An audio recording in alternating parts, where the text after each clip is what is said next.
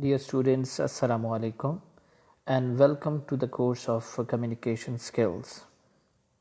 Today we will be discussing about basic principles of effective communication. This very lecture is the first part of a series of lectures on these very principles. In today lecture, the agenda of discussion is that first of all I will define the word principle to you, and then we will see that how these principles of effective communication help both sender and receiver in the efficient communication. Then I will provide you a list of these very basic principles, which are also named as 7 C's of effective communication. And later on I will explain you the first principle because it will be very difficult to cover all these principles in a single lecture. So I have divided these principles into 4 lectures. In the first lecture we will just cover the intro of principles of effective communication, and only I will discuss or explain the first principle. In the end of this lecture I will give you examples, and by looking at these very examples you can better understand this principle. Before going into the discussion of these very principles, just to connect you with the studies which we done when we were doing the regular classes. At that time we started a discussion with the definition of communication, that communication is a process of exchange, basically exchange of information, ideas, thoughts, feelings and emotions. And this very communication happens through or take place through a process of communication in which sender encodes a message and receiver decodes that very message for making that communication happen. So we also studied different types of communication, and we also discussed the barriers and difficulties of the communication that stops or hinders that process. But by studying these very principles, I believe that it will help you to make your communication more efficient. Before going into that discussion, that what is effective communication and how can we achieve that level of effective communication, the first thing that comes to mind, that what is effective communication? What are the basic principles of effective communication? So before going into those rules of effective communication, I will define the word principle. A principle basically is what I say, that it is a strategy. It is a strategy or a plan, but not a simple plan, validated and authenticated plan that is being used in performing different actions, different tasks, different functions to achieve the goal. Which goal? That is predefined by the sender and the receiver. So in this way, if we want to make communication effective, we should follow certain principles and guidelines that help us to achieve that level. These principles, what is the function of what are the functions which these principles do when we are communicating? Because this principle tells us that how to make our message more effective for the target group. By following these principles, we can also get better information about the style and the importance or the significance of the message, that how these principles informs us that how can we identify that very part, that important and the valuable part from which we have to extract the meanings. So if the communication is clear and effective, and that can only happen by making the message precise, more precise, we can convey in the better way. These principles not only apply in individual to individual communication. These principles can also be applied in a broader perspective when an organization is communicating with someone, or a business in a business we can also use these principles in business communication. So as I told you earlier, that I will list all these principles in this very lecture. Here is the list of all the principles which are also known as 7 C's of effective communication.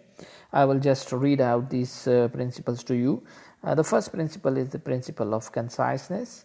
The second one is the principle of clarity, and the others are the principle of correctness, principle of concreteness, principle of completeness, principle of courteousness, principle of coherence. But in this very lecture, as I highlighted to you, that we will only discuss the principle of conciseness. We can also name this principle as principle of brevity or briefness. As we all are already well aware, that conciseness means using fewest words. Another way to define this word is that when we are describing our message, when we are stating our message in fewest possible words, shortest possible way, that is conciseness. In other words, the message or information that that the sender is articulating, if he forward that very message in fewer words or signals to the desired audience, then actually what he is doing, he is acting upon the principle of conciseness. Another thing that is that this very principle is the very important principle, because all the businesses they have what I say, that the time is very important to them. By following this principle, both individuals and organization, they not only save their time, but it also helps them to cut short their cost, effect, or expenses. So if we are acting upon this very principle, it helps us for the better understanding of the message, because what we are doing, we are excluding or eliminating the irrelevant, unnecessary, or excessive part of the message.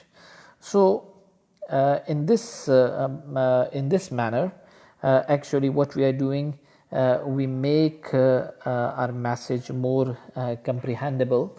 We can easily comprehensible and understandable. It removes all the ambiguities and make it unambiguous. So receiver, he very easily gets and comprehends actual the message which we are forwarding to him. So how can we achieve this very conciseness? I will give you a few suggestions which I have listed here, and these are very important. I will give you the detail of every point in the coming slides. So first very rule is to avoid wordy expression, and then comes that to include only relevant material. The third one is to avoid unnecessary repetition. Now we move towards the detail of these very points. The first point is avoid wordy expressions. For example, if we are using very long phrases, that will make our expressions wordy. And if we are able to substitute these very long phrases with the concise words, that will make our message concise, and sender will very easily comprehend the message. So when you are writing the message, you should always try to use to the point approach. To the point approach means that you are just focusing on the purpose of the message. So this very thing, that instead of using long phrases, you should use concise words. The second point is that we should always include only and only the relevant information in our message. When we do this, what happens? It makes the message very precise. So let us say one of our customer, for example, he requests for the list of the clients of the company. In reply, if you are providing them the whole panel of the company and providing extra information about the clients, that what type of deals you are having with them, you are going to provide irrelevant information. No need to provide such information. You just, if he has requested for a list of clients, you just provide them the list. Don't go into the details. Okay, if they want some detail, then provide them that specific detail which they are demanding from you, which they are requesting from you. So include only relevant information. So I will suggest you, if you stick to the purpose, what is the purpose of the message, and when you compose that message, proofread that message and try to delete all those irrelevant words. And I will suggest another thing to you, that you should avoid long introductions and unnecessary explanation. By doing that, concise form of message will come to you. You will get a shorter version. So concisely immediately get to the important point. Instead of giving details, get to the important point. That is my suggestion to you. So another thing, that we should avoid unnecessary repetition. Sometimes repetition is necessary because we want to emphasize something, and for that to show that we are focusing on this very thing, we will repeat that thing again and again. But I tell you that this repetition will turn your message into a boring, wordy message. So you should only provide the relevant information. If you want to emphasize, use such type of words which show the emphasis on that very part of the message.